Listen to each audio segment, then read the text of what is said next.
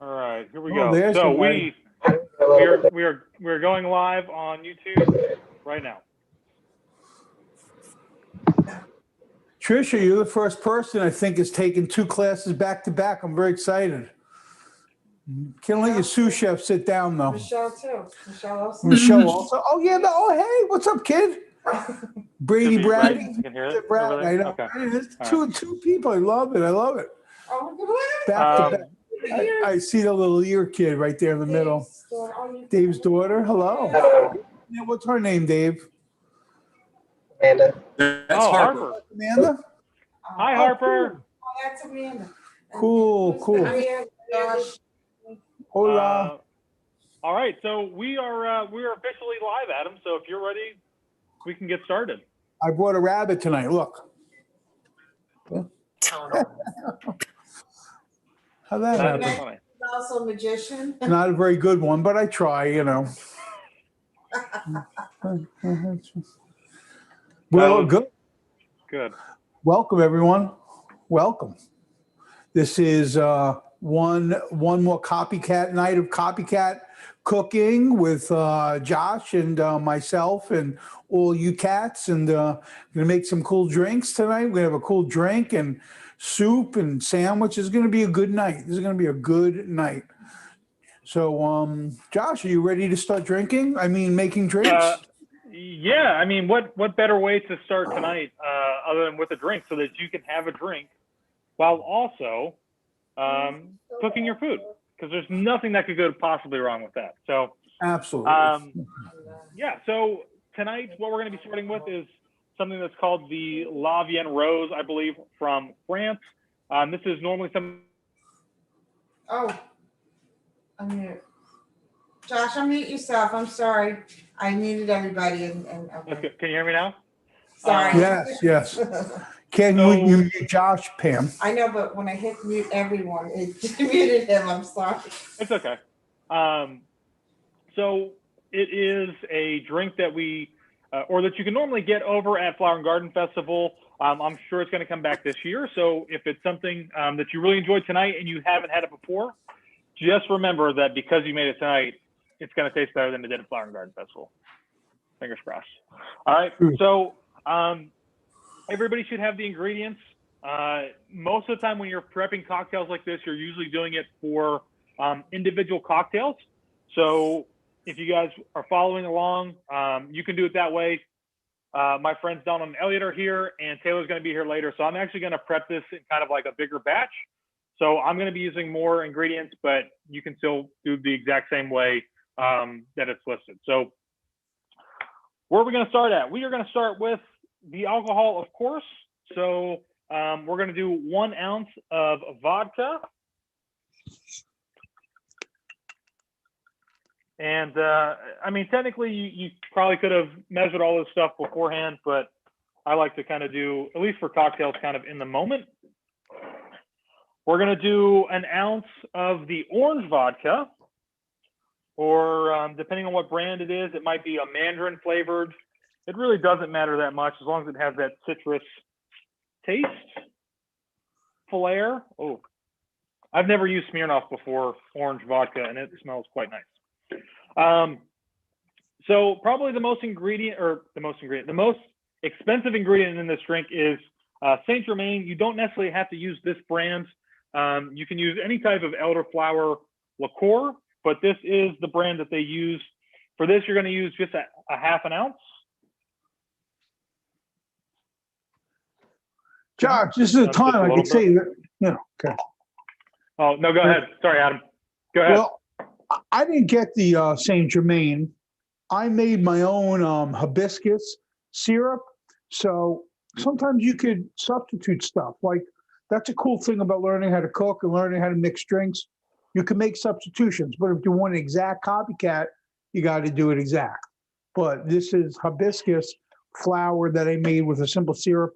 So I'm going to substitute that for my Saint Germain, and I keep it in a pickle jar because, why not? Okay, that's all I got to say. Okay.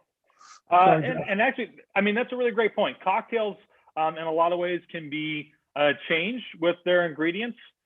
So you know, is it going to be the exact same thing? Maybe not, but you can achieve a very same, you know, similar flavor by using a few different things every so often. So the next thing we're going to do is 2 ounces of cranberry juice, red and white. I'm going straight red because I want a nice deep red flavor and color, but you don't have to do that. Oh boy, so I need 12 ounces of this. Okay. All right, now the most important part of this is the ice, I think. And what's so funny? Did I mess up? Oh, no, I'm laughing at Haley. She's my daughter. She's fun to laugh with. And that. So I think the most important thing here is ice with this. I'm going to do this sparingly. So I'm going to take a handful of ice. I'm going to put it in here. I'm going to grind it up and try to get a more smooth, almost slushy consistency, because you don't want it to be super thick, that you kind of have to use it like as a spoon, like Italian ice. And obviously you don't want it to be so runny that it's not really a slushy anymore, because this is a frozen drink. You know, it helps a lot with that, having a really good blender. It does. And I'm using a Ninja, so I don't know if that's really good or not. I'm sorry, Josh, what did you say? I said I'm using a Ninja. I don't know if that's actually good or not. It is good. It's what I got here. And I'm going to mute myself real quick.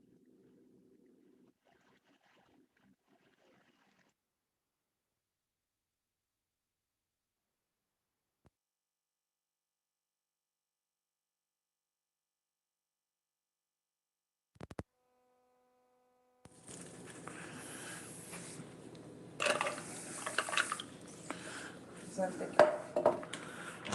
a nice color.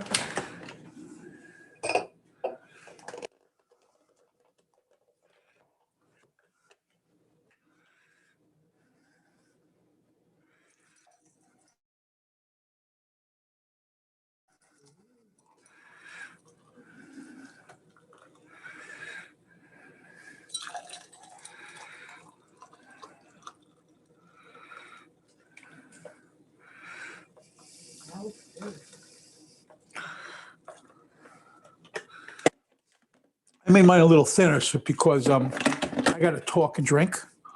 That's Yeah, my wife. my mixer's not big enough. Oh.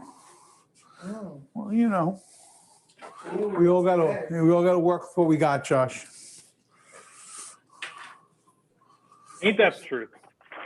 All right, so once you guys get this done and all settled, because mine's not really the greatest, but traditionally, obviously, over at Epcot, for this drink, they serve it in a martini glass. You don't have to have it in a martini glass, as Adam shows. Yes, these are like parfait glasses. Actually, this glass used to belong to my father. Cheers to my wife and to everyone. Cheers, everyone. To a good year. To a sweet year. That's good. This is definitely going to be a drink that's going to be a little bit more heavy on the alcohol side, so it's going to be a little bit more stiff, but it is quite good. So cheers and enjoy, everybody. And Adam, I'll pass it over back to you unless anybody out there has some questions. Yeah, man. Anybody have a question about the drink? You could just leave off the alcohol, Josh, right? If the kids want. What did Pam say? Leave out the alcohol if you wanted to make it for the kids. That's a great question. I did not prep for that.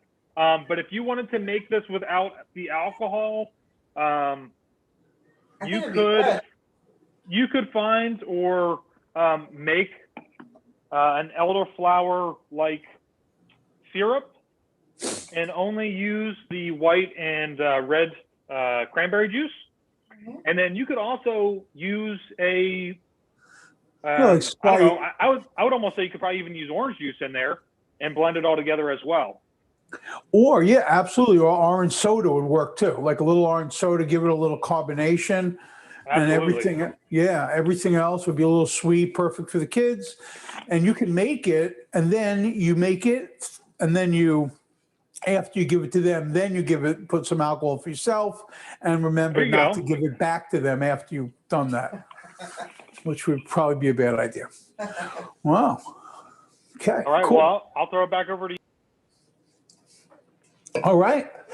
Well, we are making two things tonight on top of this drink, which is I really like this drink. It's nice. Yeah, it's kind of like I love like the floral of the elderflower. It's really good. It's pretty good, like brunch drink. Yeah, 100%. Yeah, Pam says it would be a good brunch drink. I totally agree with that. So we're making two things. We're making the soup first, and where's the soup exactly from, Pam? That is from Les Cellier in the Canadian Pavilion. So yeah, in the French Canadian. So this soup is French Canadian, and it uses a lager, which is a style of beer. And then after that, we're going to make a Croque Monsieur, which is a classic French bistro sandwich, or a Croque Madame, which is the same thing, just with an egg. So we're going to be able to do that. And it's going to be cool. See, and the one thing you're going to learn tonight, which I like, is that you're going to learn how to make a bechamel sauce and a Mornay sauce completely accidentally. And I'm going to show you in each recipe where's the bechamel, where's the Mornay. Okay? Okay, here we go. So the first thing we're going to do is get the soup going tonight. The soup, first. Okay, so the first thing you're going to do is get a pan. And in that pan, you're going to get your bacon is going to go first in the pan with a little fat, because we're going to do something called render the bacon. Render the bacon simply means we're going to pull the fat out of the bacon. And because there's my bacon cut into little pieces going into my pan. A little fat should go in there too. I have a little bit of butter is fine if you want, just to start it off. And you're going to be rendering the fat. Being a chef, initially when I was a kid, Disney, this is all Disney food. 20, 25 years ago, these parks did not have a good reputation for food. But I'll tell you what, it's really changed. You have some really high quality food in the parks, as we all know. And it's really nice as a chef to be able to help recreate some of this stuff, because some of it is really high quality food. So it's really cool. As a matter of fact, I had a great Croque Monsieur sandwich in the park, but it wasn't in the French Pavilion. It was at the Riviera Resort. It might have been the best Croque Monsieur sandwich I ever had, but it wasn't in the pavilion, but still same really good. And we're going to try to create that tonight. So first move here is to render the bacon. That means to slowly cook it and kind of get the fat out of the bacon as much as you can.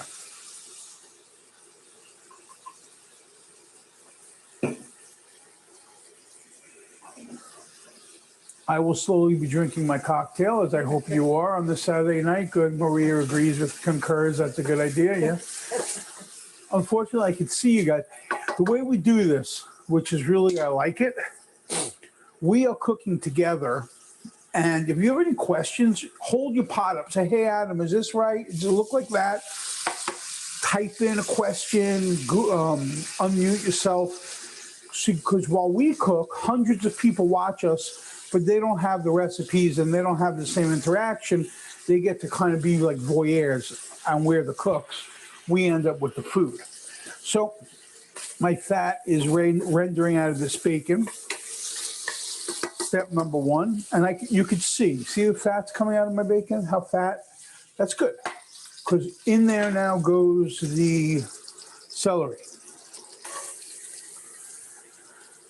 Now, let me tell you something about celery. When you have celery and there's like the flowers on the top of the celery, it looks like, I think I have one. I want to show you.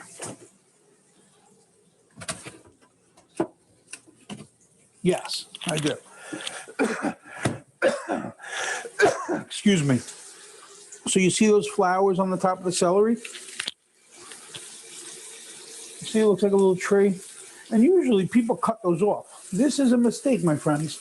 The flour has more flavor than the rib or the celery. Never throw it away, always use it. It has much more flavor and it's more delicate, and you can even eat it raw and not cook it and garnish. Okay, so there it goes. Starting to cook down. My bacon is cooking down. Smells good. Excuse me, Pam says it smells good.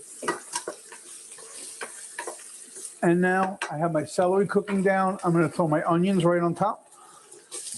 My onions are going to start cooking down. Now, this is a French recipe, and French food, they have something called a mirepoix. What is a mirepoix? Well, it's celery, carrots, and onions, but we only have celery and onions and bacon. So it is similar. So let it open up. It's going to be about 2 minutes or so of opening up the celery, opening up the onions, and drinking my excellent drink.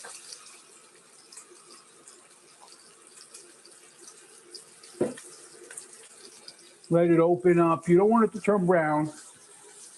You're doing something called sweating. Sweating means you're just opening up the flavors of it, but you're not browning it. Okay, now we're going to create something called, this is lightly browned. Okay, so now we're going to start with the thickening process and the cooking of the flour. So you always want to cook flour when you put it in a soup because you don't want to have that chalky flavor. So put your flour in and start cooking it down with your vegetables. You're going to have to keep it mixing too because you don't want it to stick.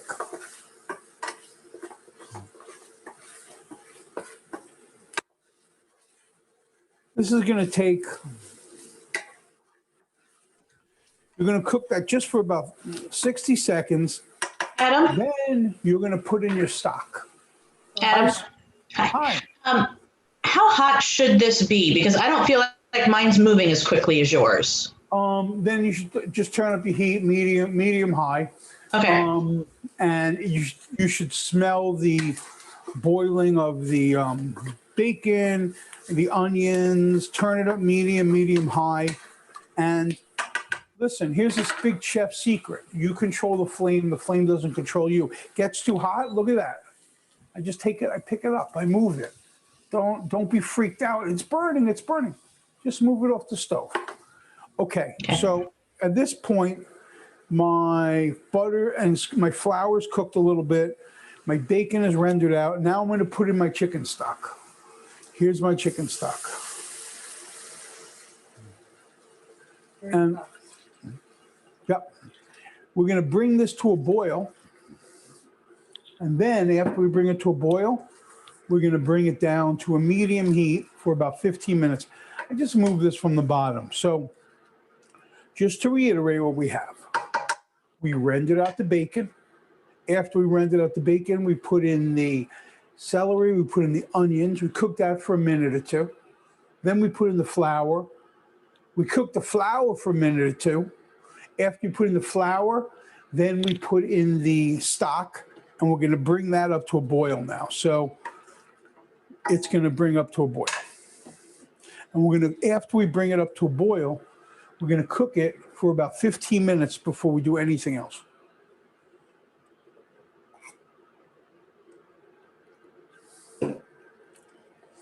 So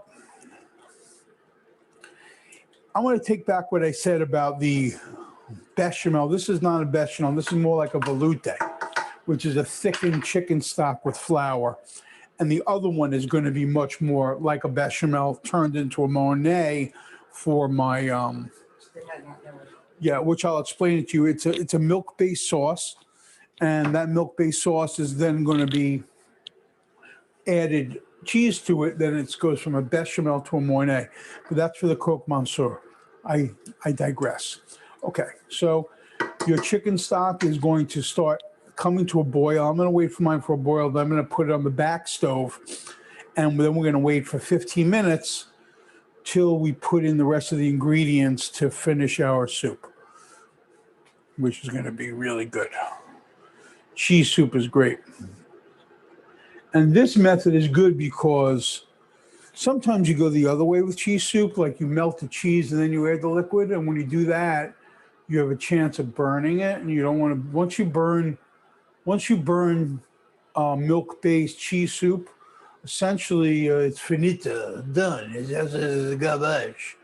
So it's important that we're not doing that. We're doing it this way. We're putting in the liquids first. After we're putting in the liquids, then we are putting in the things that can burn later. So I'm just waiting. Hey, Adam. Yeah. Did it really start to thicken up? It shouldn't really, no. It should not be super thick now, just a little bit, okay? And if it's really thick, okay, put in more liquid. Put in, and you don't want it to be really thick now, no. Yes, it looks like a regular, it looks essentially like a regular soup. Like a thicker broth. Like a thicker broth. Okay. Okay?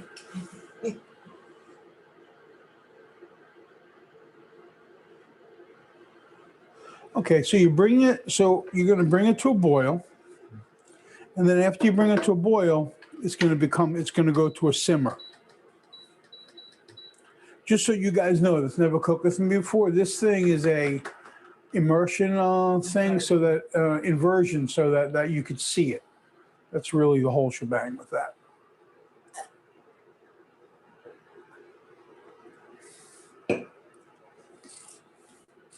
Good job, Amanda, blowing on it. Very helpful, very helpful. Thank you.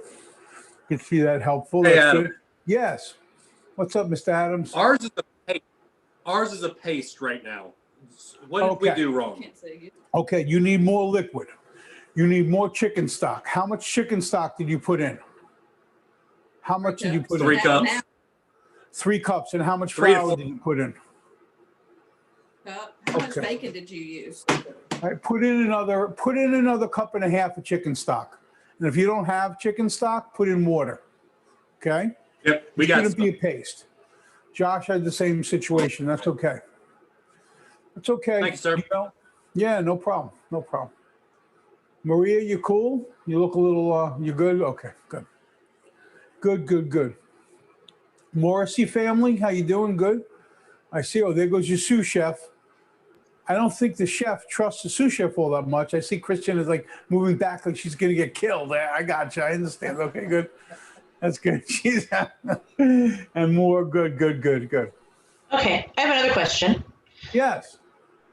I was standing in the aisle this morning looking. What's the difference between chicken stock and chicken broth? There was 2 in the aisle, so I wasn't sure. You know, the problem is I could get into like a 20-minute speech about that because I'm just going to say for now that a broth is usually seasoned and a stock is usually base the reduction out of the bones without seasoning, and a broth is seasoned, meaning there'd be salt, pepper, onion, garlic powder, things like that. So that would turn a stock to a broth.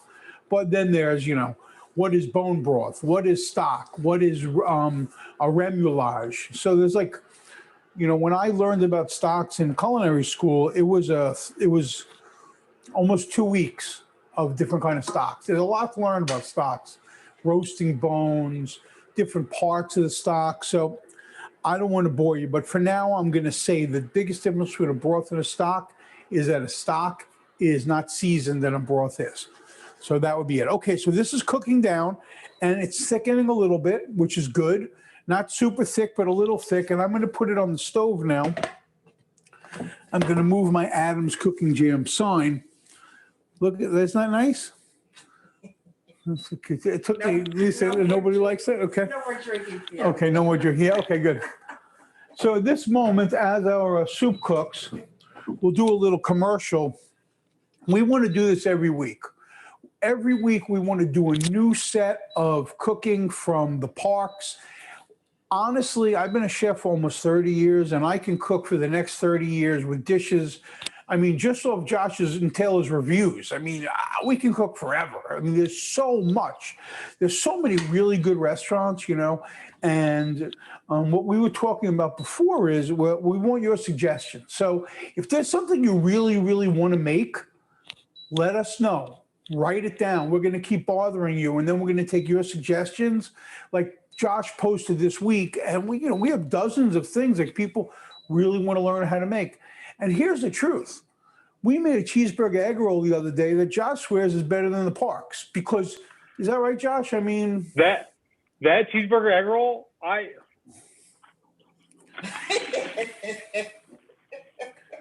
It's great. I am really trying hard to not eat all of these in one sitting. So these are leftovers. I've already had, I think, maybe 4. They were fantastic. And so I really feel that, you know, for these classes, if you guys take them and learn to cook some of this stuff, it is truly bringing a piece of the park back home into your own kitchen. And dare I say, they are better than the ones at Magic Kingdom. So yeah, I mean, you know, it might be a little blasphemy, but I'll tell you, truth is the truth. I mean, we are really making some, like, once you learn, like, some of these techniques, you know, the idea is to do it again, you know? And you can fill all the stuff in there. It doesn't have to be cheese. Yeah, Tricia said, yeah, we should St. Angel Mexican Pavilion margaritas. Yeah, absolutely. Let's make all their drinks. Their drinks are great. Yeah. As a matter of fact, you got to know something. Excuse me. So I've worked as a consultant in a lot of restaurants. I could spend like weeks working and consulting on like getting a menu like ready to go, working the food, doing it over and over again. Like when they do it in the parks, they might do it for years. So they're not fooling around with what their development teams. I mean, there are dozens of people. So, you know, and we researched the recipes. I mean, these are real, you know, these recipes are pretty exact in a lot of ways, you know. I might modify them a little bit for your house because it just is going to work better, but you're going to get pretty close. Okay. So anyway, the soup is at a boil, and it's boiling, but I don't want it to boil. I want it to simmer. So it's going to cook for about 10 or 15 minutes at a simmer before we add anything else. And it's thickening up a little bit. Perfect, but it's not super thick. But it's thickening up a little bit, and it's at a simmer. And while your soup is at a simmer, we are going to move on to the Croque Monsieur, okay? While your soup is simmering. We're just going to start the Croque Monsieur. So first thing I want everyone to do is turn on their oven to 400 degrees. Put it on a bake setting. Put it on a bake setting, and it's going to be about 400 degrees. That's step number 1. So what we're going to be doing is essentially, this is a very, very simple sandwich to make. We're going to be making a bechamel and turning it into a Mornay. A bechamel is a thickened milk sauce turned into a Mornay with cheese, and then that is going to be drizzled on top of your sandwich. Other than that, this is essentially a ham and cheese sandwich, but I'll teach you a couple of moves to make it extra good. Okay, so anyway, first thing I want you to do is get a pan on top of your stove. Just a regular pan. And in this pan is going to go, you're going to melt the butter, okay? I just want you to melt the butter in the recipe right in the pan. That's all you got to do. Step number 1. Pam will tell you the exact amount. 2 tablespoons unsalted butter. What, honey? It's more than 2, so. Don't worry about me. Okay. Worry about them.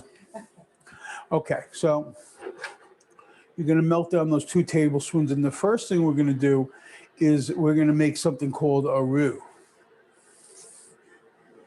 A roux. R-O-U-X.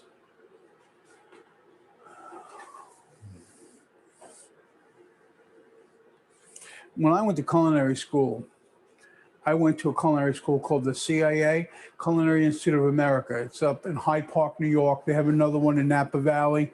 And when I went to school, I was the last class that needed to learn how to speak French because it was a French-based, like the cuisine, like the fancy cuisine in America in the 70s was all based on haute cuisine from people like Paul Bocuse and, Ferdinand Poix. These were like the French guys that introduced the changing of classic French recipes into what we considered fine dining in America in the 70s. So my culinary school, they started in the 50s. My culinary school was based in, essentially based in French cooking.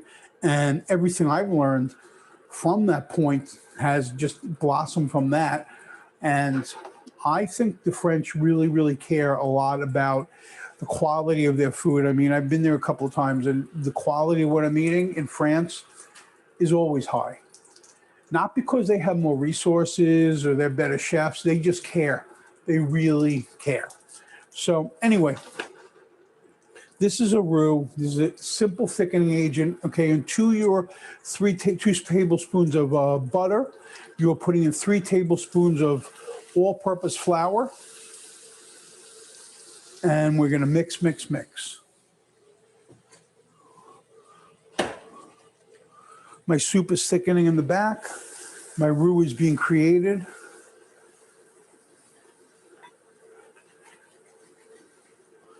And there are all different kind of roux. This is a blonde roux. Blonde roux is essentially the color of the roux. You're not gonna get much flavor out of the roux. It's more of a thickening agent. But when you start getting into darker color roux, like brown roux or black roux, that really, you could taste the nuttiness. It's really delicious. You'll find that a lot in Cajun cooking and Creole cooking. Why? Because it's all based in French Creole. It's all one big circle, but those darker color roux you'll find in that kind of food. What makes it dark? What makes it dark is, good, Pam asked a question. So the way I'm cooking the roux right now, as you can see, I'm just cooking it in the pan. A dark roux, like a black roux, a blonde, brown roux, cooking for a long period of time. As a matter of fact, I do it in the oven, and I might bake it for a half hour, and it will turn brown. Oh, so it's just the It's flour just and butter. same flour and butter, just cooked for a longer time. Makes a very big difference. Okay, so not to confuse you, in this pan, I have the dog is trying. I have a big fence put up so the dog can't come in here. The dog is desperately trying to join us. Okay, so my flour's cooked, my butter's cooked. Now the next step in this is going to be slowly pour the hot milk into the flour mixture and whisk constantly. Okay, this is important. So there goes my butter, my milk, and I need to whisk it and move it constantly. And it's going to start thickening. And if you look, you have to keep moving it because you don't want lumps.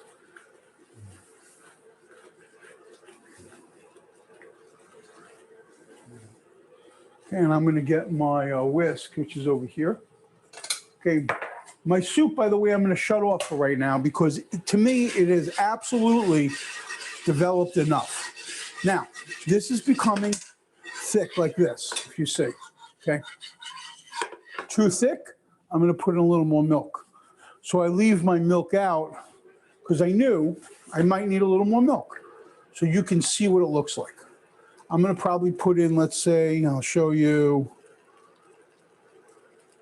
maybe like 3/4 of a cup more milk.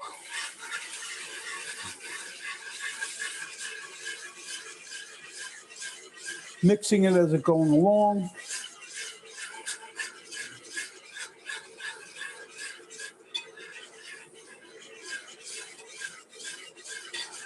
You want it to be thickened, but you don't want it to be gloppy.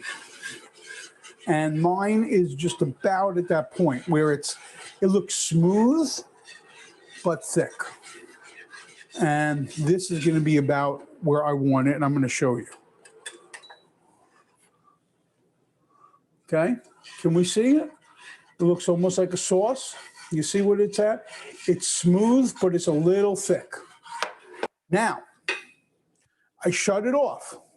Into this, I'm going to put my salt. It's off now. Yes, pepper, salt. Okay. There it is. I'm going to put in my nutmeg. Nutmeg is an important flavor ingredient in bechamels, but you don't want to put in a lot. You just want like a little bit because you want it like a back hit of it. You don't want it like, nutmeg's one of these things that's like, you don't want it really in your face. You want it like underpinning, but a little nutmeg, very important. Now, in this also will go my grated Gruyere cheese and Parmesan cheese. Okay, there goes my Gruyere. What is Gruyere cheese? Gruyere cheese is essentially a French version of Swiss cheese.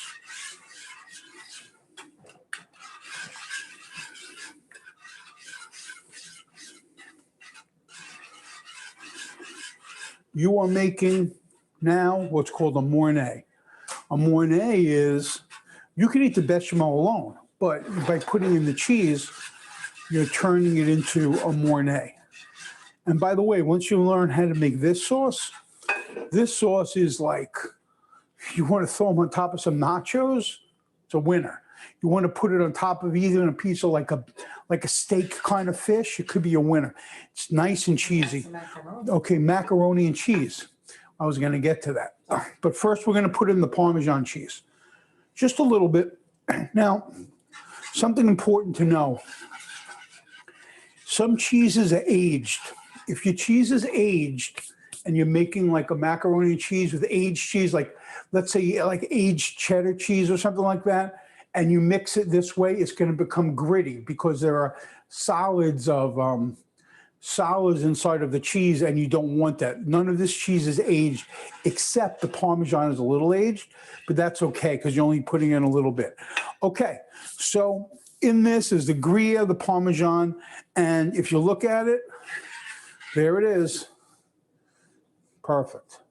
Little thick, moving around, but it's not gloppy, but it's still movable. Okay, and we're just going to take this, we're going to just set it aside. I'm going to come back to this in a little while because in this is going to go a few more ingredients, and those ingredients are important, but they're not there quite yet. Okay, so I'm going to see, I don't want to mess anybody up. Okay, Gruyere is done, off to the side. Now, the soup mix is off for now.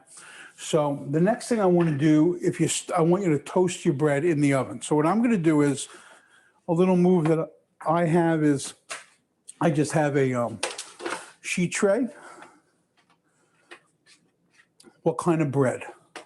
You want a bread that is thick, good. You don't want to use junky bread. Okay, and I'm going to make this a little toasted like this in my 350, 400 degree oven. I'm not going to butter it. I'm not going to do anything. I'm going to go straight in there for a couple of minutes to give it a little a body, so to speak. Right? So we did a lot of moves, so I'm going to slow down for a minute. I'm going to take some questions. Anybody have any questions? Everybody keeping up? Keeping up with the Joneses, Nicole Gills? Hey, Adam, if our Gruyere cheese is becoming very thick, should we add more milk? Yes. You want to add some more milk? Yes. If it's very thick, you could add a little milk. You could add a little chicken stock. You could add a little water. You want it to be a little thick like I had mine, but you still want it to be able to be movable. So here's what mine, I got. Okay, well, you know what? You're not far off, Josh. It's okay. So put in a half a cup of milk and move it around, and then just shut it off. And it's okay if it's a little cheesy like that, because you could adjust it. Mine is like that too. Problem. Mine seems to be really thin with chunks of cheese in it. Let me see yours. So you have to hold it up to the camera. I'm trying to get there without dumping it on my computer. Okay, yeah, well, just keep mixing it. Your cheese should dissolve. I mean, just keep moving it. Keep it on a low heat, Sue, and keep moving it till it dissolves. And that will be the key. Now, there was a reason that you don't want to generally, this is just a little note on cheese. Sometimes in cheeses that are already grated, they have anticoagulants when you buy them in the supermarket, but they become gloppy in some cases. So I personally like to buy chunks of blocks of cheese, and I grate all my cheese myself because for me, that is, it always works out better, and it's cheaper, and the flavor profile seems to be better. Okay, so. Okay, we're going to let everybody catch up, and now we're going to move back to the soup. Kraus family, how you guys doing? You cool? I'm watching you. You got the ears, thumbs up on the ears. Okay, good. Thank you. Good, good, good. Maria, you good? Yes. Santa, excellent. Morrissey's moving. Mendez, you look like a professional chef, Mendez. You're intimidating me a little bit. I got to be honest. Okay. Good, good, good. Okay. Back to the soup. So leave your Gruyere sauce on the side. Your bread is in the oven, but it's not being just like 4 or 5 minutes. We're going to pull it out in a minute. But for now, we're back to the soup. So what you have is your chicken stock, just like this, and it should smell smoky, and it should be a little thick, okay? So the next move on our soup is going to be, you're going to add your milk, and we're going to simmer for another 15 minutes. My milk is going in. Okay, and I'm going to simmer this now for 15 more minutes after I put my milk in.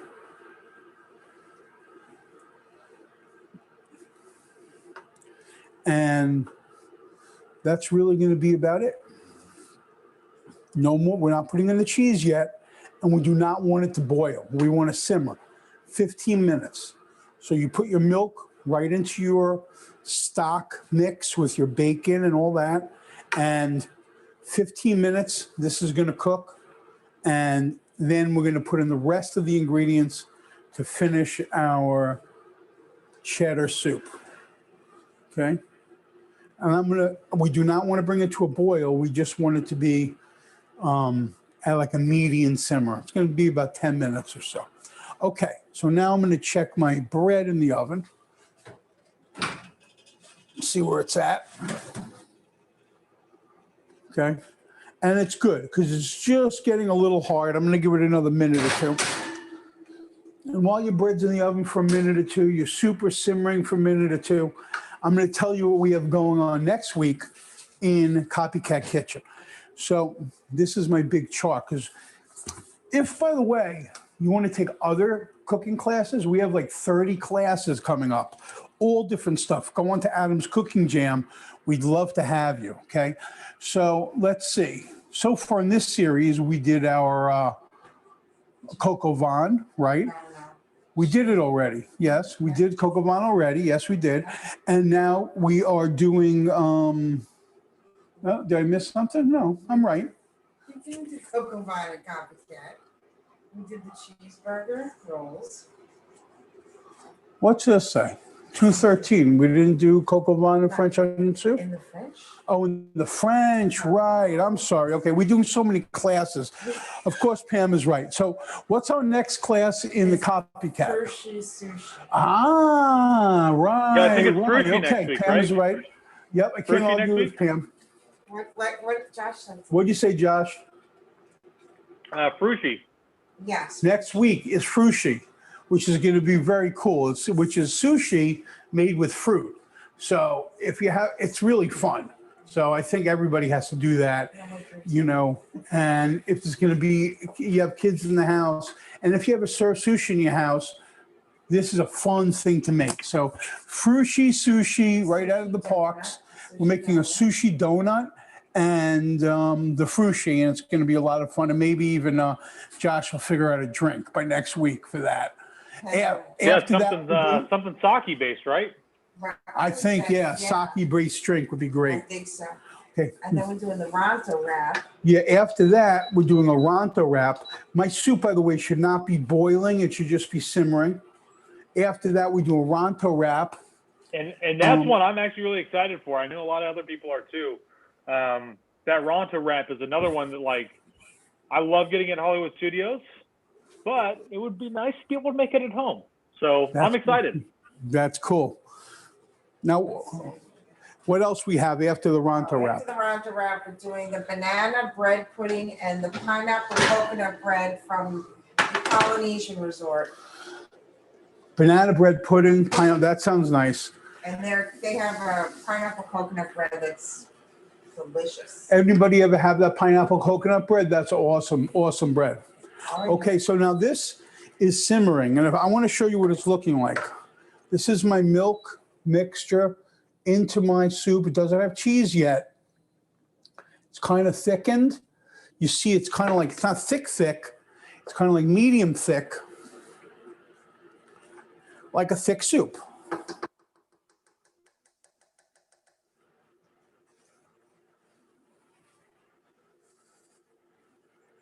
And this is only cooking at a simmer for about 15 minutes. What's the next class, Pam, after the Ronto That's it. wrap? We're gonna have to start the series Right. over. And then after that, after the Ronto wrap, we start again. No. The bread pudding. The bread pudding, After that, after the bread pudding and the pineapple, right. No. then we're gonna start with a new, is that right, Josh? Yes. And if there is something specific that you'd like to see us make from the parks, it doesn't necessarily have to be a snack. Obviously, as we're making something today that you can get at Le Cellier over in Canada. You can actually get this same soup during the Food and Wine Festival. But if there is a specific dish, just let us know. You can send Taylor and I an email, the WDW Couple 1 at gmail.com. Or you can even head over to Adam's website and let him know as well. So we're really excited. And, I'm excited to see what everybody else is looking forward to making because there's a ton of dishes out there and a lot of stuff that I think is very much iconic of Disney that I can't, but Adam certainly can show you how to bring it home. So. Yeah, and the cool news is that it's like, we're doing things from scratch, so you actually get to carry it into your kitchen in other uses. You know what I mean? It's not just strictly to do copycat. I mean, you're learning how to make a cream soup tonight. I mean, this is a great, pork-based soup. But now you have a cream soup. It could be a mushroom soup. It could be, and when you read one of those recipes, you're going to see that it all things start repeating. So Pam put up my website. Okay, so this is cooking down. And my bread I took out of the oven. And I think what we could do is we can put our sandwiches together. So this is going to be simple as this. My soup, again, should only be at a medium temperature. And I'm going to assemble my sandwich. So my bread is toasted, okay? And I'm going to lightly brush half of the toasted bread with a little bit of mustard, okay? Dijon mustard is the classic French mustard, and I will brush it on 3 slices of bread, not on all 6, only 3 in order to just to brush it on.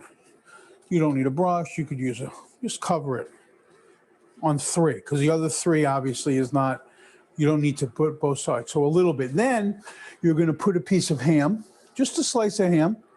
This is a thicker tavern sliced ham. We asked like the second thickness on the slicer, but it's like almost like a Virginia ham, but a little bit thinner. So simple as that, right on the bread. Make sure you're watching your soup. You don't want it to burn.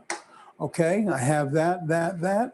My ham is on there. Now I'm going to take my Gruyere cheese that I made, the topping that I made, and it's going to get yourself a spoon. And with a spoon, you're going to put some of this sauce right on top of the ham. And just move it around. You're spreading it out. It will spread, and it's okay. It's a little gloppy because it's going to melt now. 1, 2,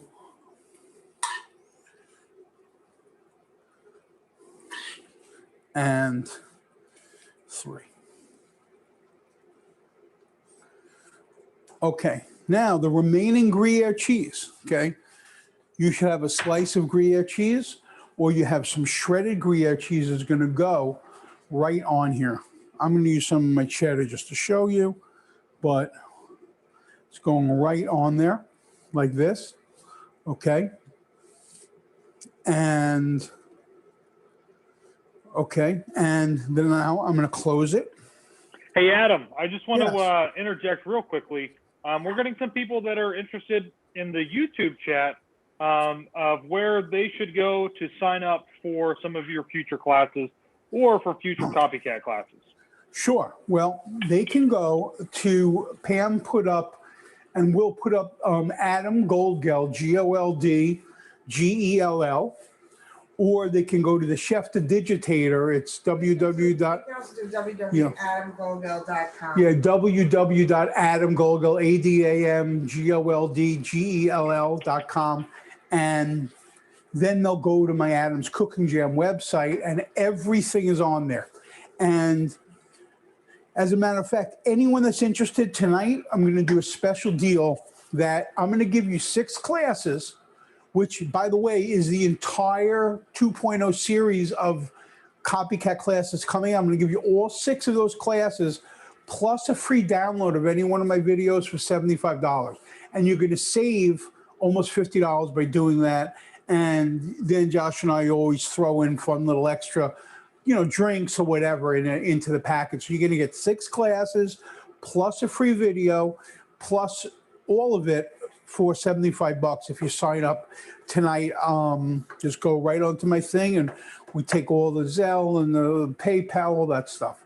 So There should also be in the description, there should also be a link that should direct you back to Adam's website to also sign up as well. So great, thanks, Josh. Okay, so your sandwich is closed. You have your Gruyere cheese in there, your sauce, your other Gruyere cheese. Now, here's a little trick that I like to do. Take some Parmesan cheese, put it right on top of the bread. Now, if you were making it like a traditional in a pan, you could do this in a pan, but I find it easier just to bake. Now, this is Croque Monsieur, the male version. The female version has eggs, okay? Now, here's a cool little trick to putting it. Now, there are different ways to do this, okay? You could, if you wanted to, if you were real fancy, you could crack an egg right on top of your sandwich, and it could bake as a shirred egg right on top of your sandwich, which is a cool idea because then your yolk will be a little runny, but it'll be a little harder to eat. But if you wanted to do, what I'm going to do for you tonight is the kind of like the fast food version of this. I just need to get a little bowl. And my dad had a little sandwich shop in the 70s and 80s in Brooklyn, New York, and he sold hundreds of egg sandwiches. Never had a stove. Always did all his eggs in the microwave. So essentially, I'm going to put an egg. I'm going to show you how to do an egg in a microwave. Very simple. Get some microwave-safe bowl like this. Break it up. Salt, pepper. Salt, pepper on the egg. Little Parmesan cheese. That's it. Okay. It's going to go into the microwave for about 2 minutes. Okay. That's one method. The other method, like I said, is you can make like a little well, like a toast. What's that called? The toad in a hole, where you actually break the top a little bit, and you know what? I'm going to show you. I'm going to make one toad in a hole. We'll do it 3 ways. I'm going to put my egg right in the middle. I'm going to bake it into the oven right on there. The other 2 are going to be plain, and the third one is going to have the egg on the end. So we're going to have two females, 1 male. And I'm going to bake it just like this. Exciting. Okay, that's baking. That's cool. The soup looks really nice, okay? Now that egg is gonna go on at the end, so don't sweat that. Now we're gonna finish up our soup. If you look at my soup, it's like, it looks like a nice, thicker soup, but what's gonna go into this is a couple of things that still need to go in here. The cheese goes right in the top now, off the heat. I mix in my cheese. I also mix in my beer. Now, I'm using a lager. A lager is a style of beer that's very popular in Canada, and it adds a nice flavor to the soup. And you're not really cooking it off so much. It's more of, you're gonna get that hoppy lager flavor. My egg is probably ready. And how much is the beer? How much beer does it call for here? I'm not really sure, but the beer should be a little bit warmer. And the beer helps actually control the thickness of the soup. So, and you could smell the hop. Nice. So you'll look at Half a cup. half a cup. Okay, And good. Worcestershire sauce. Now, Worcestershire sauce is coming now. You see my egg? And the Tabasco. Yes. Thank you. Okay, so there are my two final liquids, the Worcestershire and the Tabasco. It is 1 tablespoon. Worcestershire is 1 tablespoon, and I didn't have Tabasco sauce tonight, so what I did was I have a little sriracha, and yeah, Pam's begging me not to use too much, but you want a little, you want a little bit, because you want to get that little pang in the back of your throat. Not a lot, just a little bit. And if you look, man, this looks perfect. Not to brag, but it does look perfect. Now, I'm going to show you the consistency of it. And then before you finish with your beer, you use your beer as a thinning agent to get what you want, is making your soup look the way that it should look.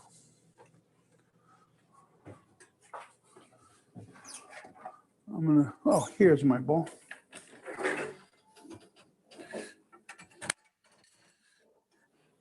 I'm going to show you all a big bowl tonight, but so this is the perfect consistency. Now, I'm going to tell you, getting a cream soup the right consistency is really, takes work. And in a restaurant, I'll always adjust the soup in a pan for the people, but this is essentially perfect because my cheese is melted. You like broccoli cheddar soup? You're on your way. Pam made a very good point before, macaroni and cheese. You're on your way. But look at the consistency of the soup. It's perfect. You see, it moves. It's not gloppy. You ever been in a bad restaurant or like Chili's and you get like potato soup and it's so thick your fork will stand up in it? No bueno, my friends. You want there to be some movement so it looks like soup. Okay, so you see it moves. Now on top of this soup, I will take my scallions that I cut up, or chives, and I'll put it right on top. I could have used chives, could have used scallions. If I have a little Parmesan cheese, I might put that right on top. And frankly, I have a $10 bowl of soup here. That cost me about $2. Ta-da. There it is. Perfect consistency. And believe me, it's not easy to get the right consistency of a soup. Now, if your soup is too thick, that's what your beer is for. Use your beer to thin your soup, just a little bit at a time. It's much easier to add liquid slowly to something when you're looking to thin it than to continue back and forth with Roux, and at that point you're out of luck. But this is the perfect thickness, and let's say you want to serve this soup, you could put in a little chicken stock, you could put in a little beer, or you could use half the beer and drink the rest of it. I like lagers. And a lager, by the way, is really a nice hoppy beer to use for your sandwich. So, you have a question, Sue? I do. Would this freeze? Like, there's only 2 of us in my house, and this made a lot more soup than we're going to eat tonight. Could I freeze this? You certainly can. The way I would freeze this soup is in a Ziploc bag. I would take your Ziploc bag, open it up, and I will show you how we do it in my house. Pam, can you give me a Ziploc bag from behind you? So what you do is, Pam has a dog. It's very hard to move around in a kitchen. We're small. So take a little bowl like this, little bowl, and what you do is you take a bigger Ziploc, a good sized Ziploc bag. Oh, I'm sorry. Sorry. Give me a sec. I'm gonna show you all this. Here we go. Yeah, here you go. Good, thank you. Good sized Ziploc bag. I open it up. I put it in the bowl like this. Maybe a bigger bowl, but And then you open it on top of the bowl on the sides, push down the middle. You see how it's holding its shape? Then I take my soup, okay, and I put my soup in there. And here's the one thing that you don't ever want to do for many reasons. But you never want to go from you never want to put a hot liquid into your freezer. You want to put a cold liquid. So at this point, look how I put my soup in a little bag like that, okay? So what we're gonna do is, I'm gonna put this in the refrigerator. I'm gonna let it cool off overnight, like this. Then, once it's cool, tomorrow morning, I pull up the sides. Look at that, tabachnik, soup in a bag. You never wanna close, this is gonna be cold, you're gonna close it, and there's your soup. you want to lay it flat. And then you wanna lay it flat in your freezer. And by the way, do you see this thing here? This is meant to write on it what it is. You should write on it cheddar soup, put on the date, and now you have it. Now to reconstitute this can go, you could dump it out. Yeah, you could put when you put it, you could put a date on there, and it's perfect. So once again, leave the bag opened overnight in your refrigerator like that. And that's it. Was that a good answer, Sue? I think that was a great answer, if you want to know. Yes. I have done that similar with other types, but I didn't know with it being so cheese-based, if that would, Yeah, it's all this okay. cheese and milk. Is freezing a cream soup ideal? Probably not. But it won't separate, and you could reconstitute it with a little milk or cream. How is it? It's pretty good, right? It's a good soup. Yeah, it's thumbs up, the soup, I know. Always adjust your salt and pepper. There's my soup there. Now let me see my Croque Monsieur. Oh, yeah. So my egg is still going to need time to cook, which is fine, but I'm going to pull it out just to show you the other ones, not to keep you here all night. But that egg will cook. That egg might take a little while longer, and what you're going to do is, I'll put that back in at the end of the class, so obviously your egg will cook. But let me show you the other egg. So there's my sandwich. My Parmesan cheese is on top, and I'm going to put it back in there so it can cook. But, if you want to do a fast croque madame, that's probably a better way, but here it is. The microwave egg. Okay, it's puffy and it's completely cooked and it's really easy to throw on a sandwich. And it's more like if you have a kid that's not going to eat a poached egg or a kid that's not going to eat a sunny side up egg, this is a nice thing to do, easy to put on there. Your bechamel is melted. It's all melted. It's all nice. And there it is, a Croque Monsieur. Now, another cool thing you could do, which I like to do, is you could take and put a slice of cheese right on top. So you have a melted piece of cheese on top of your sandwich, as well as inside your sandwich with your bechamel. And man, there you have perfect Croque Monsieur. Serve it with a little mustard on the side. Maybe some potato chips, your soup. And there it is. Croque Monsieur. Croque Madame is poaching a little more. You have your soup there, and away we go. So that's a perfect sandwich. Yes, questions? No, actually, we found a hack for you that might ready. thicken up the soup a little bit better. We had some extra of the cheese for the sandwich, and we dumped that in the soup, and it just added that much cheesiness, and it's even that much better. What, into the bechamel, into the Mornay sauce? No, we dumped all that, the sauce, into the soup. The Gruyere sauce. The Gruyere sauce cool. into the Yeah, soup. I can see that. Sure. Very similar ingredients. I can see that. Yeah, I could definitely see that. That's a cool idea, you know? So, Yeah, just something. you know, and that's cool because that's what I mean. It's like you get comfortable with making things and, you know, you make the rules. There's no, nobody's looking over your shoulder. And if it tastes good, my suggestion is what he did is smart, but do it in small batches. Don't do all of it. Because once you put it in there and it sucks, you can't fix it. But you could say, hey, this tastes good. Let me try that. And you do a little piece of it on the side and you could like get great results like the Addams family did. Yes, sir.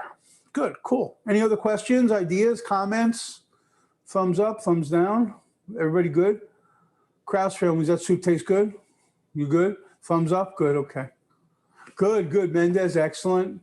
Santa there. Brady, Ben, thank you for cooking. I love families cooking together. It's like a really cool thing. And kids remember. They remember. So it's a nice thing to do on a Saturday night. And I love to see people cooking together and joining us is really nice. And thank you, Josh, for the opportunity to cook with you. Appreciate it. Anything to add, Josh? I don't really have very much to add other than thank you everybody who joined us tonight. Thank you hi Harper. Is that Harper? It's hard to tell. So the screen's so small. Thank you everybody for joining us. I hope you guys had fun. This is probably one of my favorite Epcot dishes is the Canadian beer cheddar cheese soup. And this is actually the first time I've really ever had a Croque Monsieur sandwich. So I'm liking it. It's good. Taylor loves this sandwich. She just got home, so I'm going to have to make her one as well. But if you guys can, or if you guys are interested, remember to send us some suggestions for some new food items you'd like to see us cook. And click the link down in the description, and that'll take you back to Adam's site, and you can sign up for other classes. Right. Or you could sign up for the next up-and-coming 6-pack of these. It's not going to be up there yet, but if you sign up now, you're going to get the extra video and save up to $50. It's only $75. And let's face it, that's a couple of hot dogs in the park. So you're really having nice, this is really a value to learn how to cook some of these things at home. Anyway, love and light. Hope everybody had a great time. I love seeing everybody. Hope to see you next week. Josh, peace out. That's a good drink. I think I'm going to make 4 more. Enjoy your Saturday nights, everybody. And we'll see you soon. Okay. Thank you. Thank you so much. Thank you, Adam. Thanks, Josh. Good night. Oh, post your pictures. Thank you, Adam. Post your pictures. Right? Will do. Okay, cool. Good night, everybody. Thank you. Thank you, guys.